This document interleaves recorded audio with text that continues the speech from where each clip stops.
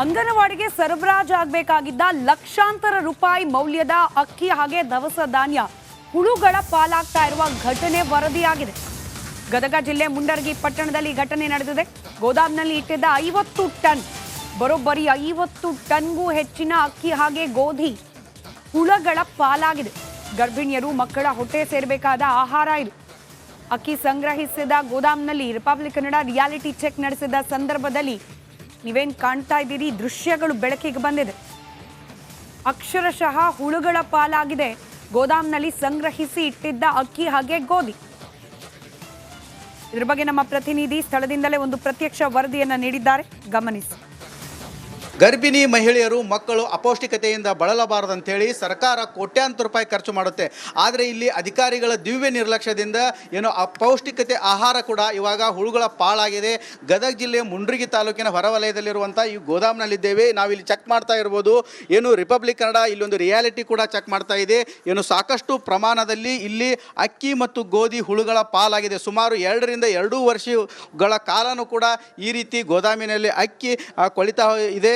ಏನು ಗೋಧಿ ಮತ್ತು ಅಕ್ಕಿಯಲ್ಲಿ ಸಾಕಷ್ಟು ಪ್ರಮಾಣದ ಹುಳುಗಳು ಕೂಡ ಆಗಿದ್ದಾವೆ. ನಾವು ನೋಡ್ತಾ ಇರ್ಬೋದು, ಈ ರೀತಿ ಹುಳುಗಳಾಗಿದ್ದಾವೆ. ಇಂಥ ಗೋಧಿ ಮತ್ತು ಅಕ್ಕಿಯನ್ನು ಏನು ಮಕ್ಕಳಿಗೆ ನೀಡಲಾಗುತ್ತೆ. ಆದರೆ ಮುಂಡ್ರಿಗಿ ಆಗಿರ್ಬೋದು ಮತ್ತು ಶಿರಹಟ್ಟಿ ವ್ಯಾಪ್ತಿಯಲ್ಲಿ ಏನು ಈ ಒಂದು ಅಕ್ಕಿಯನ್ನು ಸರಬರಾಜು ಮಾಡಲಾಗುತ್ತೆ. ಆದರೆ ಇವಾಗ 2 ರಿಂದ 2.5 ವರ್ಷಗಳ ಕಾಲನೂ ಕೂಡ ಇಲ್ಲಿ ಇದೇ ರೀತಿ ಬಿಟ್ಟಿರ್ತಾರೆ. ಹೀಗಾಗಿ ಈ ರೀತಿ ಏನು ಅಕ್ಕಿ ಮತ್ತು ಗೋಧಿ ಈ ರೀತಿ ಆಗಿದ್ದಾವೆ, ಸಂಪೂರ್ಣವಾಗಿ ನಾಶವಾಗಿ ಹೋಗಿದ್ದಾವೆ. ಅಧಿಕಾರಿಗಳ ದಿವ್ಯ ನಿರ್ಲಕ್ಷ್ಯ ಎದ್ದು ಕಾಣ್ತಾ ಇದೆ. ಇನ್ನಾದರೂ ಅಧಿಕಾರಿಗಳು ಕೂಡ ಹಿರಿಯ ಅಧಿಕಾರಿಗಳು ಸೂಕ್ತ ಕ್ರಮ ಕೈಗೊಳ್ಳಬೇಕಾಗಿದೆ. ಕ್ಯಾಮ್ರಾಮ್ಯಾನ್ ಮಂಜುನಾಥ್ ಜೊತೆ ಮಂಜು ಪತ್ತ, ರಿಪಬ್ಲಿಕ್ ಕನ್ನಡ, ಗದಗ.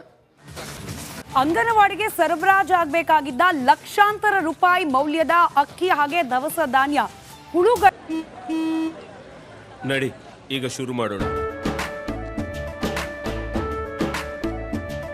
ಕೇಸರಿಯಿಂದ ಮನೋಲ್ಲಾಸ ಮನಸ್ಸು ಮತ್ತೇರಿ ಕುಣಿದಾಡಿದೆ ನೋಡು, ಮನಸ್ಸು ಮತ್ತೇರಿ ಕುಣಿದಾಡಿದೆ ನೋಡು. ಕ್ಷಣ ಕ್ಷಣವೂ ಆಚರಿಸಿ ಕೇಸರಿ ಹಬ್ಬ. ವಿಮಲ್ ಬಾಯಲ್ಲಿ ಹೇಳಿ ಕೇಸರಿ. ಪಾಲಾಗ್ತಾ ಇರುವ ಘಟನೆ ವರದಿಯಾಗಿದೆ. ಗದಗ ಜಿಲ್ಲೆ ಮುಂಡರಗಿ ಪಟ್ಟಣದಲ್ಲಿ ಘಟನೆ ನಡೆದಿದೆ. ಗೋದಾಮ್ನಲ್ಲಿ ಇಟ್ಟಿದ್ದ 50 ಟನ್ ಬರೋಬ್ಬರಿ 50 ಟನ್ಗೂ ಹೆಚ್ಚಿನ ಅಕ್ಕಿ ಹಾಗೆ ಗೋಧಿ ಹುಳುಗಳ ಪಾಲಾಗಿದೆ. ಗರ್ಭಿಣಿಯರು ಮಕ್ಕಳ ಹೊಟ್ಟೆ ಸೇರಬೇಕಾದ ಆಹಾರ ಇದು. ಅಕ್ಕಿ ಸಂಗ್ರಹಿಸಿದ ಗೋದಾಮ್ನಲ್ಲಿ ರಿಪಬ್ಲಿಕ್ ಕನ್ನಡ ರಿಯಾಲಿಟಿ ಚೆಕ್ ನಡೆಸಿದ ಸಂದರ್ಭದಲ್ಲಿ ನೀವೇನ್ ಕಾಣ್ತಾ ಇದ್ದೀರಿ, ದೃಶ್ಯಗಳು ಬೆಳಕಿಗೆ ಬಂದಿದೆ.